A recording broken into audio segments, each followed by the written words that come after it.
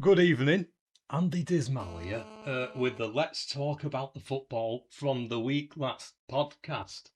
I have happily returned, happily and healthily from a trip to China to detox and get me throat chakras realigned. And I am pleased to say that I am fighting fit, dear listener. Unfortunately, the same can't be said for my co-conspirator, Jamie. Let me tell you why. And you're never going to live this one down, Jay.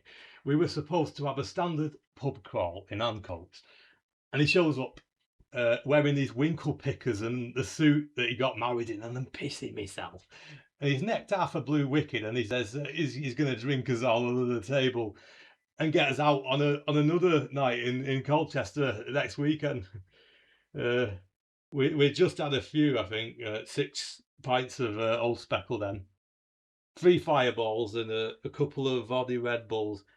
And then about 11 o'clock, he pulls this Irish goodbye. And, you know, it surprised me. I thought, you know, you've got to respect that. A man that lives on his own terms, stoic.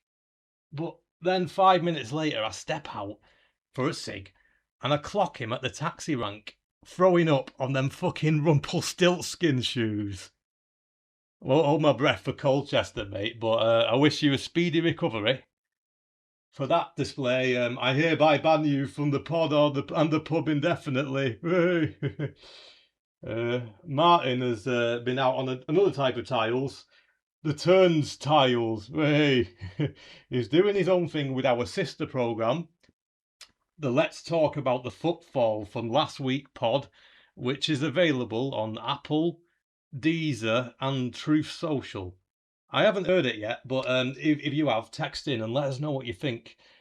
Yeah, it's just me and me Todd this week, I'm afraid, listeners. But without any further preamble, I had better talk about last week's football. So crack open the cider with me and let's get going. Eh? So we have Brighton 1, Everton 1.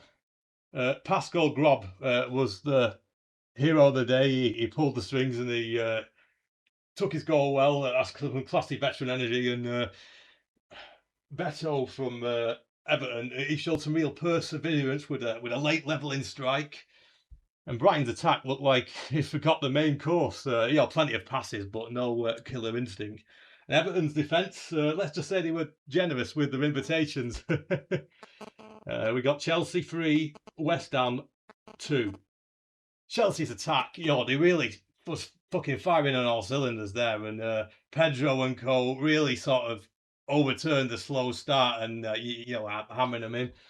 West Ham unfortunately went to cruise control at 2-0, and then they forgot the defence. I don't know what happened there. The back line just gave away too much space. That's what I reckon. Liverpool 4, Newcastle 1. Sorry, Jamie. Liverpool's forwards, they were fucking killing it. Plenty of goals and a real clinical display of football. And the attackers did exactly what they should do, and the fans were all here for it. Newcastle looked like they lost the memo. Don't know what they were doing. They were obviously feeling very charitable that day. 4 goals given away. Absolutely sorry shower of shite, guys. Tottenham 2, Man City 2. Yeah. Dominic Solanke was an absolute monster this day. 2 goals, snatching a point out of thin air. That's proper striker stuff. And City's defence, I think the Sunday League team that I coach sometimes would have done a better job than them. It's just like a block of cheese. It's full of holes. So we got Man United 3, Fulham 2. United's attack was the hero of the day. Brilliant reaction, stoppage time winner from Benjamin Sesko really kept those Manny lads buzzing. But Fulham, yeah, they had them at 2-2, and then they just had a bit of a brain fart. It was just the sloppy, sloppy stuff.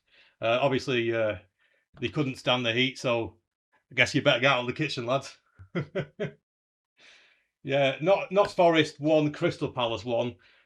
Forest really battled on tenaciously, and they really deserve something. They're really disciplined, but unfortunately, they had to settle with a draw. Palace were lucky to get that draw. You know, their sort of play was really half baked throughout, and they had plenty of possession in the final third. Really should have done more with it. Poor show, lads. But you know, at least you scraped a draw.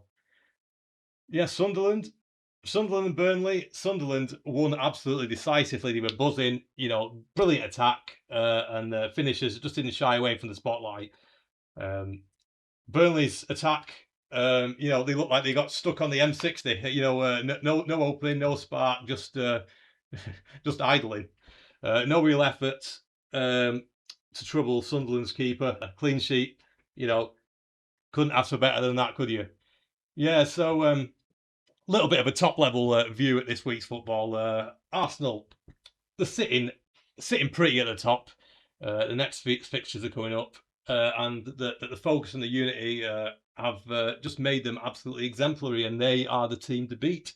There's a bit of a scrap, a bit of a jockey for the upper part of the table by some of the mid-table lads. You know, we got Forest and Everton.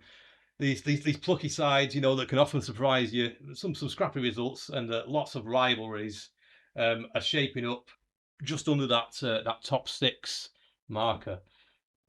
Burnley just can't catch a break, can they? You know, I don't know.